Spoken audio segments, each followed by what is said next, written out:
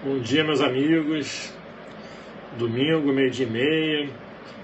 Vamos entrando aí, vamos fazer uma revisão de direito civil, aproveitando aqui que eu estou fazendo, fiz durante a semana aí simulados para a prova oral do Ministério Público do Rio de Janeiro com os candidatos que vão prestar a prova durante essa semana. Venho aqui aproveitar para revisar a matéria com eles e com vocês também. Vou falar de forma rápida aqui, o professor Rodolfo Hartmann entrou aqui na área. Para quem não conhece, sigam o professor Rodolfo aqui. Ele também tem feito lives, fez live anteontem. Não deixem de seguir ele para vocês receberem as notificações.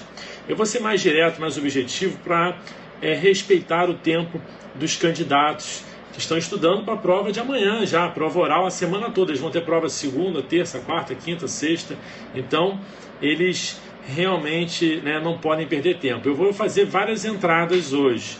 Depois, no final desse vídeo, quem tiver aí ainda, eu vou fazer alguns anúncios lá do portal Adapta, tá certo? Alguns cursos novos, fiquem de olho, tá bom? Então vamos começar. Para quem não está fazendo a prova do MP, serve essa revisão para qualquer concurso.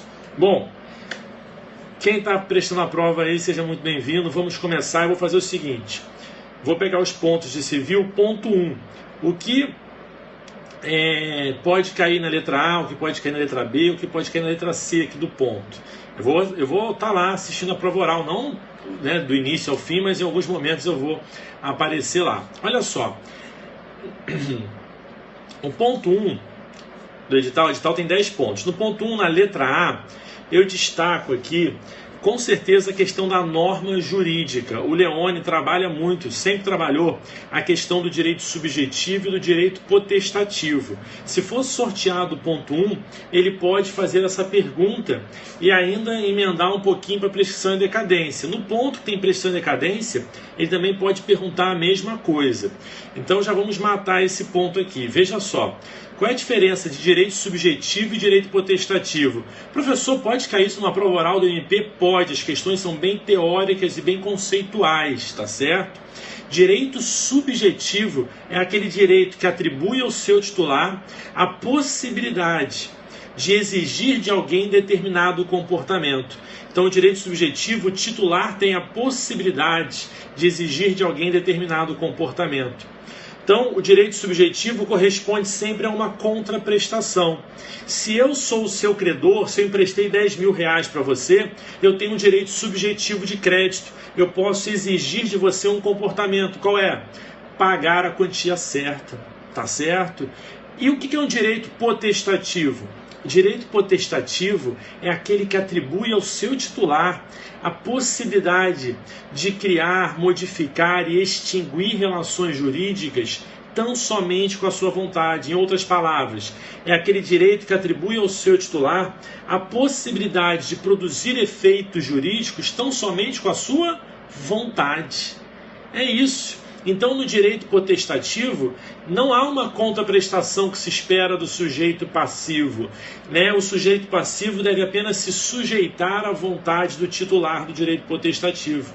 Ao passo que o direito subjetivo corresponde a uma contraprestação, o direito potestativo não corresponde a uma contraprestação, há uma mera sujeição. Exemplo, se eu quiser me divorciar, basta manifestar a vontade. Claro, na forma da lei, numa ação de divórcio, num divórcio extrajudicial. Mas, manifestando a vontade na forma da lei, eu já estarei divorciado. Não preciso de um comportamento da outra parte. Mas aí está o detalhe. Alguns direitos potestativos têm prazos para serem exercidos. O direito ao divórcio não tem prazo. Mas o direito de anular um negócio jurídico eivado por erro, dolo, coação, ou seja, um dos defeitos do negócio jurídico, tem prazo de 4 anos. Então, quando um direito potestativo está sujeito a um prazo, esse prazo é decadencial, porque decadência é a perda do direito potestativo. Os direitos subjetivos normalmente têm prazo para serem exercidos. E se há um prazo para você exercer a pretensão ao exercício de um direito subjetivo, você está falando de prazo prescricional. Lembrando que existem direitos subjetivos que são imprescritíveis, como direitos da personalidade, né? Direito de reivindicar a propriedade é imprescritível. Ah, professor, mas e a uso capião? Enquanto você for proprietário, não há prazo, né? Se ocorreu o uso capião, você deixou de ser proprietário. Tranquilo? Deu para entender isso? Lembrem-se, existem direitos subjetivos absolutos e relativos. Direitos subjetivos absolutos, aqueles que são oponíveis erga omnes, como direitos da personalidade, direitos de propriedade. Todos devem respeitar a minha honra, todos devem respeitar a minha propriedade. Existem direitos subjetivos que são relativos a um sujeito passivo determinado. Existem direitos subjetivos patrimoniais e extrapatrimoniais também. Então, importante lembrar essa classificação. Além disso, que nós podemos falar aqui do ponto 1 na letra A. Veja, trabalha-se assim, esse vídeo, gente, fica disponível sempre, tem mais de 100 lives salvas aqui. Façam como fez a Flávia, convidem esses seguidores, obrigado Flávia, Domingão estudando aí e está convidando os seguidores. Olha só, na letra A ainda temos obrigações, e lá nós temos conceito, natureza jurídica, estrutura da obrigação, características, elementos. Quais são as fontes das obrigações? Uma pergunta que pode aparecer na prova. O direito obrigacional, né, tem que surgir de algum lugar. Então, a fonte primordial das obrigações é a manifestação de vontade, que pode decorrer de um contrato, de um ato unilateral. A vontade é fonte das obrigações. Assim como a lei também é. Pense nos direitos de vizinhança, em que, pelo simples fato de você ser proprietário de um prédio, você tem obrigações para com os vizinhos, decorre da lei. O ato ilícito também é fonte obrigacional. Se você comete um ato ilícito, faz nascer o dever de indenizar.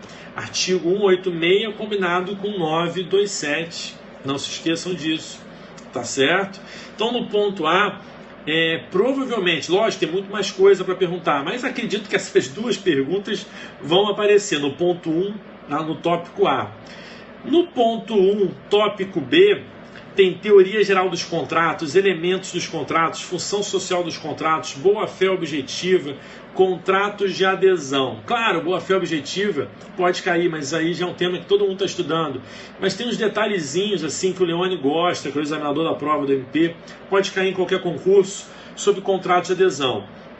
Eu fiz a arguição no simulado de prova oral com os candidatos e a maioria sabia bem isso. Um ou outro que teve um certo descuido ali. Vamos entender. Contrato de adesão é aquele contrato em que uma das partes não pode discutir as cláusulas contratuais, concordam? Pronto, é isso. Por que é importante você saber o que é contrato de adesão? Porque o contrato de adesão é válido, mas tem regras especiais no Código Civil. Artigo 423 e 424. Artigo 423 e 424 do Código Civil. O artigo 423 diz que nos contratos de adesão, se tiver uma norma contraditória, ambígua, uma omissão, os contratos devem ser interpretados de maneira mais favorável ao aderente. E o artigo 424 vai dizer que são nulas as cláusulas que impliquem renúncia antecipada a direitos inerentes à obrigação. Então veja bem, num contrato de adesão, você não pode renunciar antecipadamente um direito que é inerente àquela obrigação. Mas cuidado para não errar. Por quê? Pensem só, contrato de locação. No contrato de locação, será que pode o locatário abrir mão, renunciar o direito de ser indenizado pelas benfeitorias úteis e necessárias? Bom, esse direito está previsto na lei. Está previsto no artigo 1219 do Código Civil. O possuidor tem direito de ser indenizado pelas benfeitorias úteis e necessárias. Está previsto no artigo 35 e 36 da Lei de Locações, em que o locatário tem direito de ser indenizado pelas benfeitorias úteis e necessárias. Mas são direitos disponíveis, ou seja, o locatário pode abrir mão desse direito, é válido. Só não será válido, por exemplo, num contrato de adesão, porque aí seria renunciar um direito que é inerente à natureza da obrigação. Entenderam a lógica? Muito importante isso aqui, esse é um tema que eu já vi ele perguntando em prova oral. Trabalhem, né, dessa maneira, em qualquer concurso, mas principalmente com o Leone. Ainda que no tópico B, nós temos responsabilidade civil do Estado, consumidor, meio ambiente, culpa, risco, e entra em reais, quando ele fala de posse, desdobramento da posse, perda da posse, efeitos da posse. Veja só, questão bem teórica aqui. Qual a diferença entre a teoria subjetiva da posse e a teoria objetiva da posse? Para todos os candidatos que eu fiz essa pergunta, no simulado, não ficou arredondado ali o conceito não, tá? E é um tema que pode cair. Teoria subjetiva da posse, de Savigny, né? Savigny, lembra? S de subjetiva, S de Savigny. A teoria subjetiva da posse, né, foi trabalhada por Savigny, trabalha com dois elementos: corpus, que é o contato físico, a disponibilidade física com o bem, e o chamado animus domini, que é a intenção de ser dono. Então, para Savigny, possuidor era aquele que detinha o corpus e o animus domini. É aquele que tem disponibilidade física com o bem e tem a intenção de ser dono da coisa. Tá certo? E aí o Leone vai perguntar, o examinador, qual o problema da teoria subjetiva? Qual a crítica que pode ser feita? Bom, na teoria subjetiva, o conceito de possuidor era muito restrito. Ficavam de fora, por exemplo, locatário, comodatário, depositário. Por quê? Será que se eu alugar o meu apartamento para você, você tem contato físico com a coisa? Você tem disponibilidade física com o bem? Sim, você tem o corpus. Mas você tem animus domini? Você pode ter a intenção de ser dono desse apartamento? Aí você vai me dizer, professor, seu apartamento é tão legal que eu tenho a intenção de ser dono. Não, não é o desejo de ser dono, é a intenção jurídica. O locatário não tem animus domini. Por quê? Ele não pode querer ser dono de algo que ele é obrigado a restituir. Então, a teoria subjetiva deixava o locatário, comodatário, depositário fora do conceito de possuidor. Eles eram meros detentores, logo não tinham direitos decorrentes da posse. E Ehring veio e formulou a teoria objetiva da posse, que também tinha dois elementos, o corpus e o animus tenendi. Corpus e animus tenendi. Qual a diferença? No corpus a mesma coisa, é disponibilidade física com o bem. Mas o animus tenendi é diferente do animus domini. O animus tenendi é a intenção de ter a coisa consigo, não ser dono dela, mas a intenção de ter a coisa consigo. O locatário tem a intenção de estar na coisa durante o prazo do contrato de locação? Tem, claro. Não tem a intenção de ser dono dela, nem pode, mas tem a intenção de estar com ela. Então a teoria objetiva da posse alargou o conceito de possuidor. E como decorrência lógica veio o que está no ponto do edital, que é o desdobramento da posse. Essa ninguém erra. Cisão da posse ou desdobramento da posse. O que é isso? Veja, quando transfere-se a posse, quando o possuidor legítimo transfere a sua posse, ele pode fazer isso por tempo determinado ou de maneira temporária, ainda que por tempo indeterminado, mas de maneira temporária. Então, quando eu alugo meu apartamento para você, eu continuo sendo possuidor e você também será, mas eu cindi a posse, houve um desdobramento da posse, uma cisão da posse. Eu passo a ser possuidor indireto e você passa a ser possuidor direto. Quando encerrar o contrato, eu volto a ser possuidor pleno. Lembrando que o possuidor direto, você, locatário, pode defender a sua posse em face do possuidor indireto, como eu, possuidor indireto, posso defender a minha posse em face do possuidor direto. Tá certo? Passando por conceitos básicos aqui que certamente serão perguntados.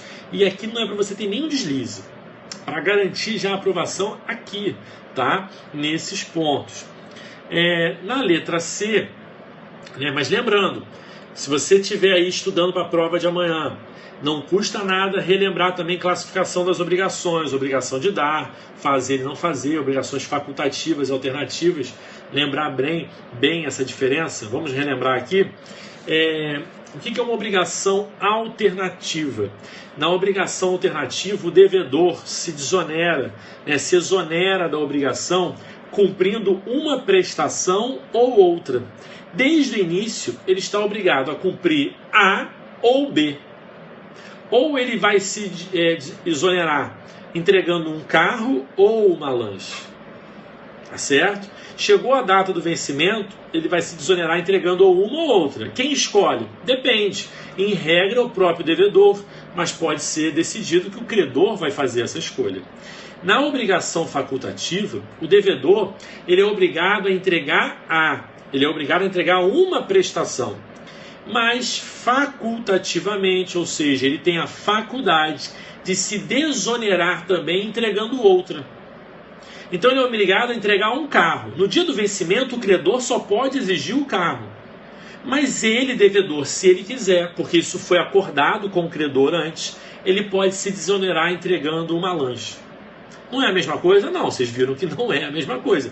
Mas eu posso destacar ainda mais. Vamos imaginar que na obrigação alternativa, o João era obrigado a entregar um carro ou uma lanche. E a escolha competia ao João. No dia do vencimento, ele não tem mais o carro para entregar, o carro se perdeu. A obrigação vai recair na restante, ele vai ter que entregar a lanche. Agora, no caso da obrigação facultativa, se a obrigação que foi decidida, o carro, se perder, a obrigação não recai na subsidiária, na lanche. O indivíduo é obrigado a entregar um carro, aí você vai ter que analisar, ele perdeu com culpa ou sem culpa? Se foi com culpa, vai ter que pagar perdas e danos e o valor equivalente ao veículo que se perdeu. Se foi sem culpa, a obrigação se resolve. Ah, professor, mas ele não pode ser obrigado a entregar a lancha? Não, se ele quiser, ele entrega. Tá certo? Então, uma diferença grande da obrigação facultativa para a alternativa. Lembrando que a obrigação alternativa está prevista na lei. A facultativa não, uma construção doutrinária. Tá certo?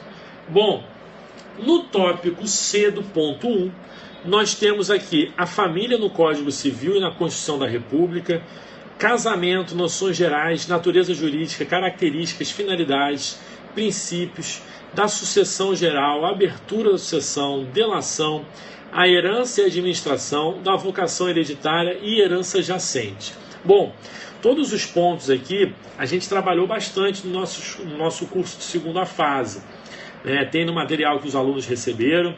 Eu sei, professor, não fui seu aluno, não estou na prova do MP. Tudo bem, um dia você será meu aluno, né? Tem vários cursos lá no portal Adapta, ano que vem vamos ter módulos de civil. Mas, para quem fez o curso específico para o MP, a gente viu bastante esse ponto C, falamos de multiparentalidade, pluriparentalidade, todo mundo estava acertando essa lá na prova, lá no simulado. Então eu não vou falar aqui, tá bom? Mas esse é um ponto que vai cair. Multiparentalidade, pluriparentalidade, todo mundo estava sabendo muito bem. Pelo menos para os alunos que sortearam esse ponto, eu vi uma tranquilidade, imagino que seja de todos os outros. Se você que está fazendo a prova não sabe, manda um WhatsApp para mim. Quem está fazendo a prova do MP está no grupo que tem meu WhatsApp, então você pode mandar que eu explico, mas acredito que esse é um ponto que ficou exaustivamente trabalhado já na segunda fase. Eu queria falar da herança jacente, que nós trabalhamos na turma de segunda fase, mas ontem estava todo mundo errando, deslizando muito. Ontem não, na sexta-feira.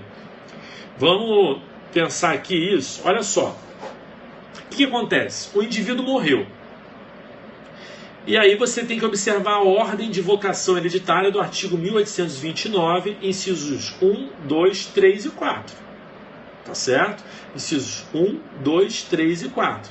Primeiro são chamados a suceder o cônjuge em concorrência com descendentes, depois o cônjuge em concorrência com ascendentes, depois só o cônjuge, depois colaterais até o 4º grau. Beleza. Ele morreu sem deixar ascendentes, descendentes, cônjuge, companheiro e colaterais. E aí?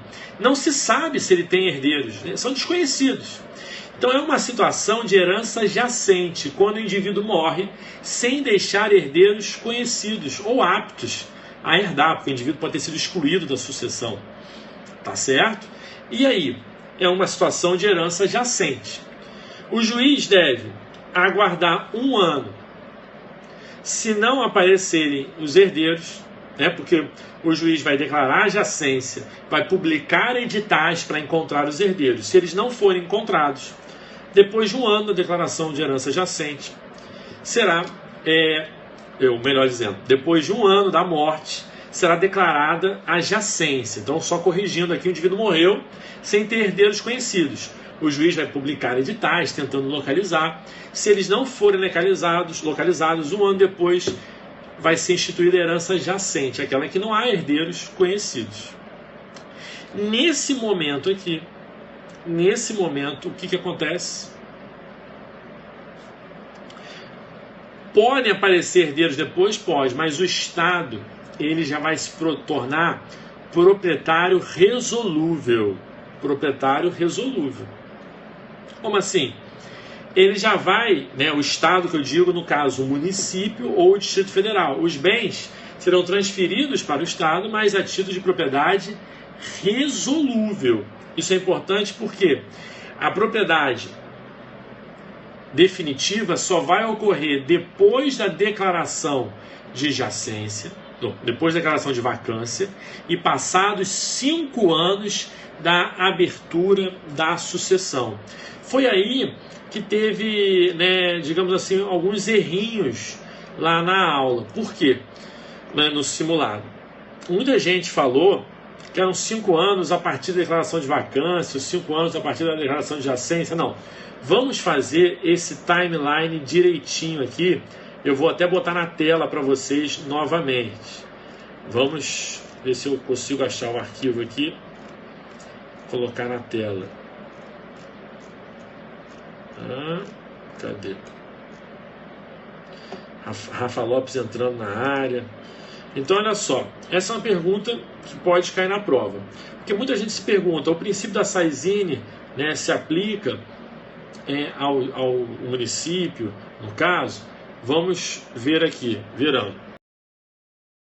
O que eu fiz? Deixa eu diminuir aqui o tamanho para que vocês possam.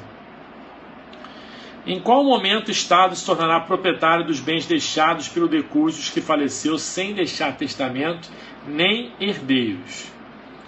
Aí eu fiz um gráfico aqui, olha só. Vamos imaginar que o indivíduo, está pequeno aí, mas vou deixar mais perto. O indivíduo morreu em 2010, foi quando se deu a abertura da sucessão. Tá certo? Se deu a abertura da sucessão. O que acontece? Nesse caso, aberta a sucessão, só em 2013 ocorreu a declaração de vacância. Então, nesse momento, o Estado se torna proprietário resolúvel. Mas só em 2015, o Estado, no caso o município, especificamente, vai se tornar proprietário definitivo, ou seja, depois da declaração de vacância e passados 5 anos da abertura da sucessão. Não são 5 anos da declaração de jacência, não, que eu nem coloquei aqui no gráfico. Então vamos imaginar. Vou contar a historinha com data, porque eu acho que lá no início eu inverti, falei jacência quando era vacância, só para não deixar dúvidas para vocês, tá? Olha só, vamos fazer assim, o indivíduo morreu em 2010, tá? Não foram encontrados herdeiros. O que vai acontecer? Vão ser publicados editais, se eles de fato não forem encontrados, declaração de jacência ocorreu em 2011, beleza? E aí, o que acontece? Não foram encontrados herdeiros, a declaração de vacância ocorreu em 2013. Nesse momento, o Estado se torna proprietário resolúvel. Por que resolúvel? Porque se surgirem os herdeiros depois, desde que eles surjam antes de 5 anos da abertura da sucessão, eles poderão recuperar os bens, herdar os bens. Agora, se passar mais de 5 anos da abertura da sucessão e já tiver sido declarada a vacância, aí o Estado se torna proprietário definitivo. Então veja só, até quando que pode ocorrer o uso capião nessa hipótese? Veja, depois da declaração de vacância, é mais possível ocorrer o uso capião se alguém já estava na posse desses bens.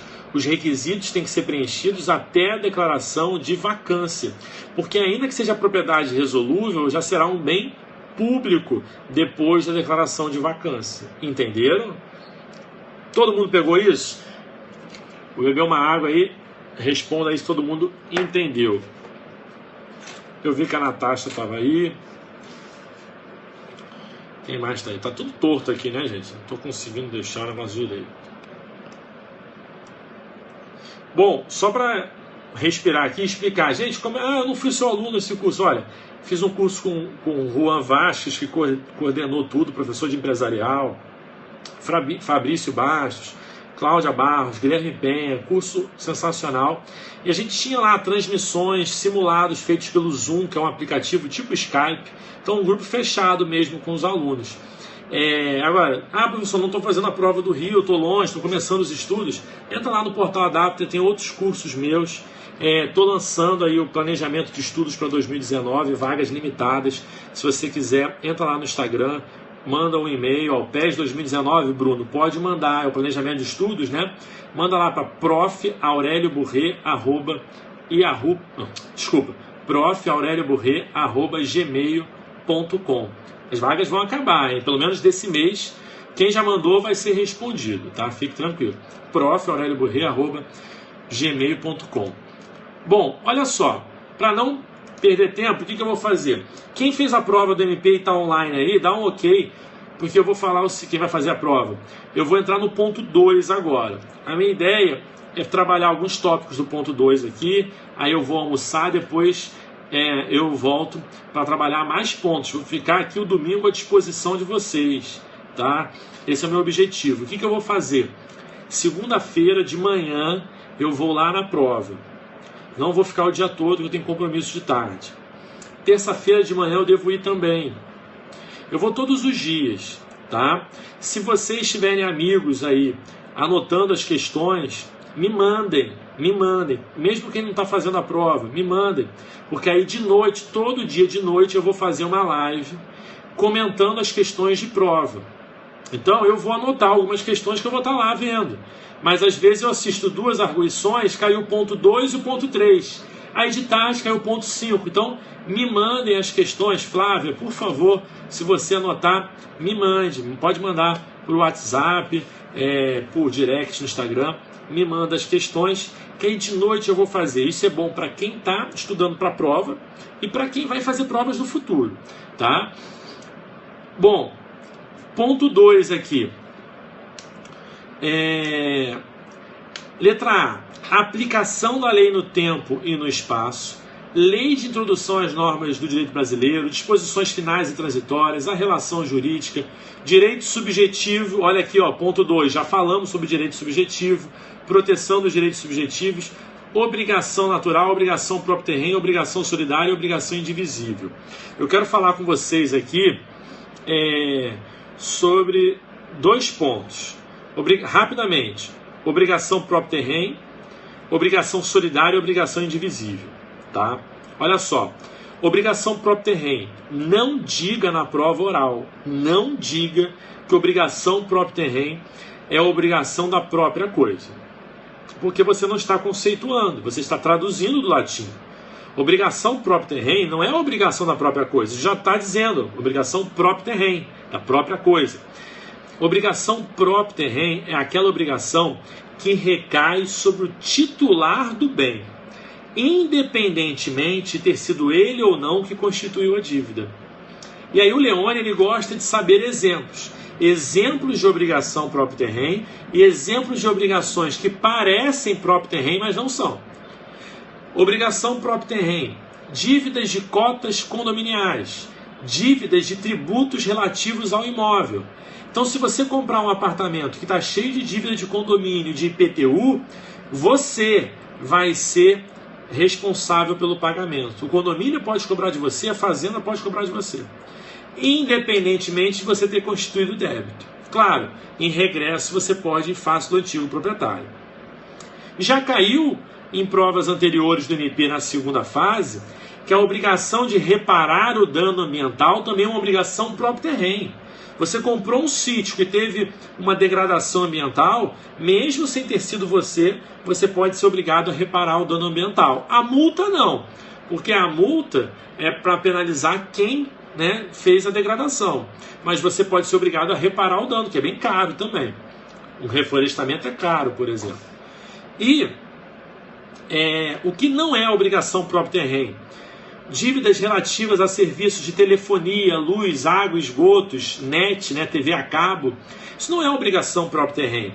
São serviços que são prestados no imóvel, mas é um contrato estabelecido entre a operadora de serviços públicos e o consumidor. Tá certo? Então ali é uma relação pessoal típica. Eu comprei um apartamento que o antigo proprietário não pagava a conta de luz. A Light pode se recusar a ligar a luz? Não, porque é um novo contrato com você agora. O que passou não tem nada a ver com você. Tá certo? Não é uma obrigação próprio terreno. Tranquilo? Não confundir obrigação próprio terreno com obrigação com eficácia real, que é aquela obrigação comum, como outra qualquer, mas que por ter sido levada a registro ganha uma eficácia erga omnes.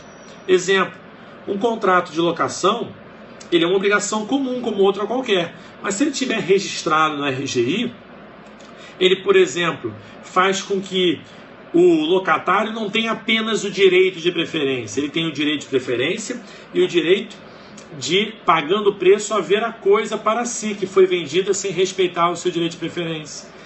Também, nesse caso, se o imóvel for vendido com o locatário lá dentro, quem comprou, o adquirente, vai ter que respeitar o prazo de locação, se o contrato estava registrado com cláusula de vigência.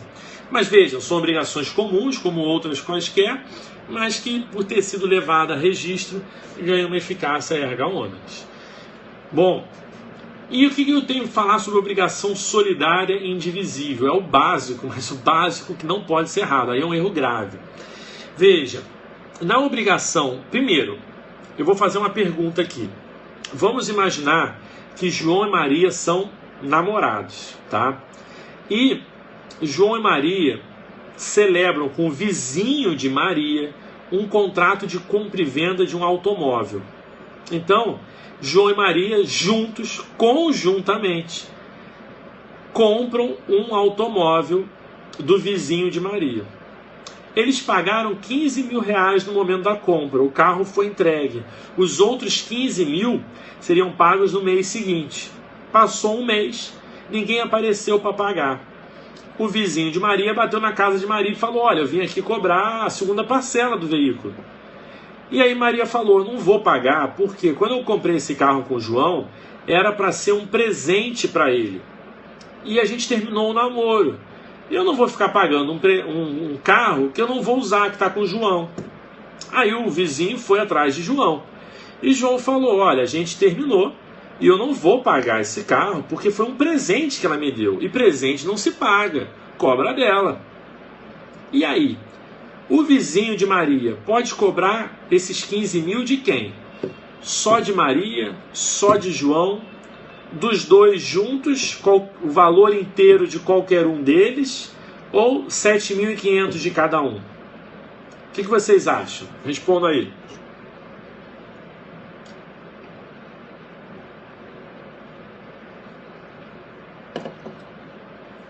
Ninguém vai responder? Todo mundo com medo? Bom, ninguém respondeu. Dos dois, Ana Aparecida respondeu dos dois. Jean, pode cobrar de qualquer um deles o valor inteiro? Não, Ana. Não. Cobra de quem está com bem? Não. Olha só, a questão aqui é a seguinte. Lembra que todo mundo sabe uma frase chavão: a obrigação não se presume, ela resulta da lei ou da vontade das partes. Então muita gente errou.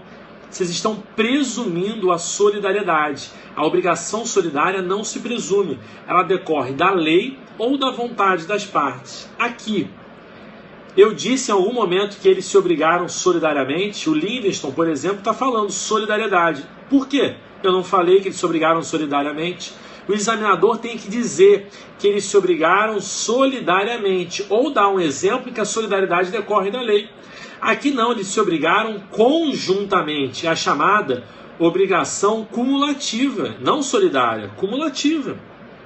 Então o vizinho vai ter que cobrar o valor de cada um deles dividido na metade, ou seja, se duas pessoas se obrigaram por 15 mil, presume-se que cada uma delas se obrigou pela metade, dividida em partes iguais, mas não a solidariedade. Ele não pode cobrar 15 mil de Maria ou 15 mil de João. Ele vai ter que cobrar 7.500 de Maria e 7.500 de João, porque não é uma obrigação solidária. Senão você está presumindo. Engraçado que se eu perguntar se a solidariedade pode ser presumida, todo mundo diz não. Aí eu dou um caso concreto e todo mundo presume o que você sabe que não pode presumir. E os examinadores sabem dessa dificuldade e eles cobram isso. Tá certo? Essa questão que eu dei para vocês que é na prova da OAB, por exemplo. E já vi cair em prova oral também. Então, muita atenção aqui. Então, na obrigação solidária, lógico que ela... professor, dá um exemplo de uma obrigação solidária que decorre da lei. Eu aluguei o meu apartamento para a Flávia e para a Rafa. Elas vão morar juntas.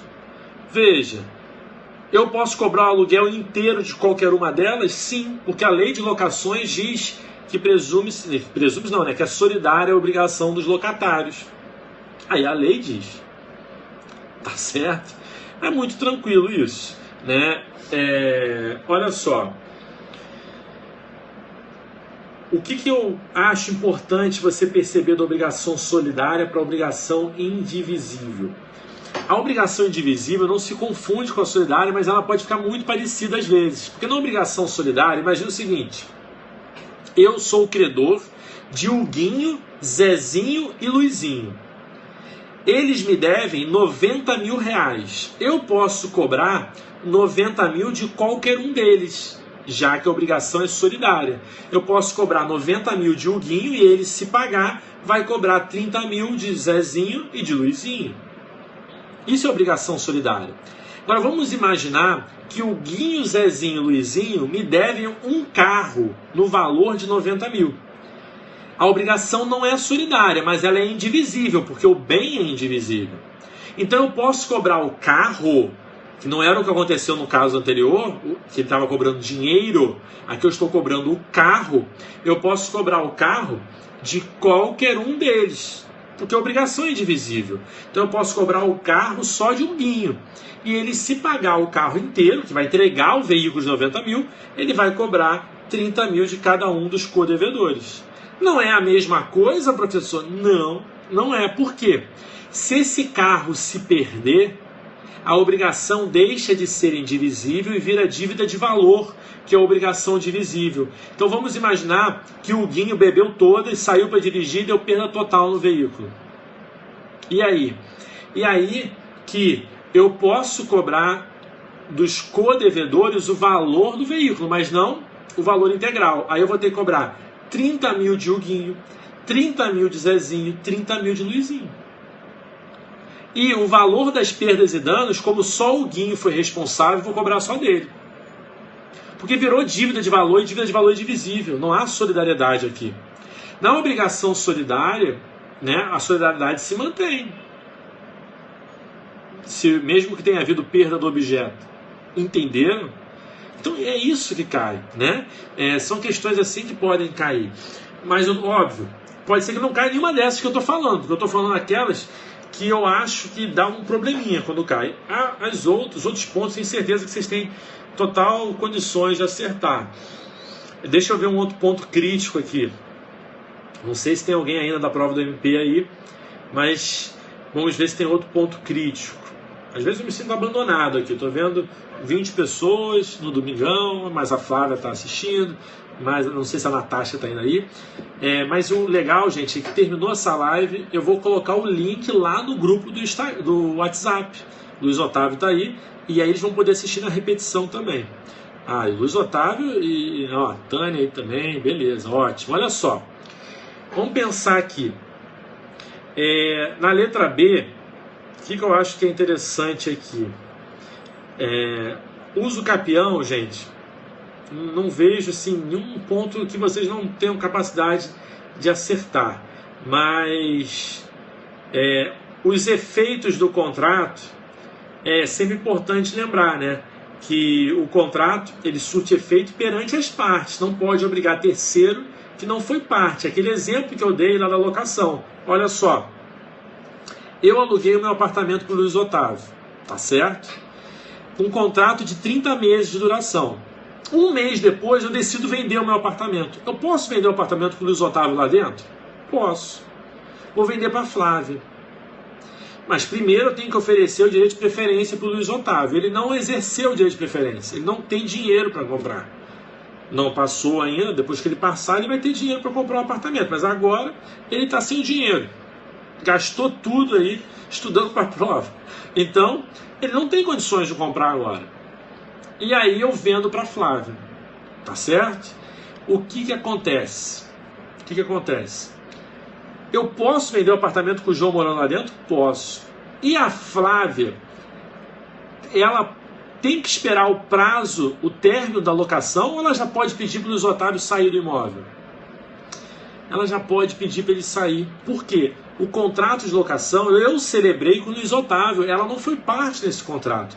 Ela não pode ficar obrigada a respeitar um prazo de 30 meses do qual ela não fez parte. Do contrato que ela não fez parte. Então, a lei de locações no artigo 8º diz que o adquirente pode pedir a desocupação do imóvel e o locatário tem prazo de 90 dias para sair. Por quê? Efeito dos contratos. O contrato só surte efeito perante as partes. Tem exceção? Tem. Aquilo que eu falei, uma obrigação com eficácia real. Se esse contrato tivesse sido levado a registro e tivesse uma cláusula de vigência nesse contrato, aí quem compra sabe que tem que respeitar o prazo. Entenderam? Ótimo. Bom, no ponto 2 temos casamento de novo, ou seja, casamento pode cair mesmo, porque tem no ponto 2, no ponto 3, no ponto 4, no ponto 5, no ponto 6, só no ponto 6. Ponto 7 já é filiação. Então 6 pontos com casamento, né? Tem muitas regras, realmente.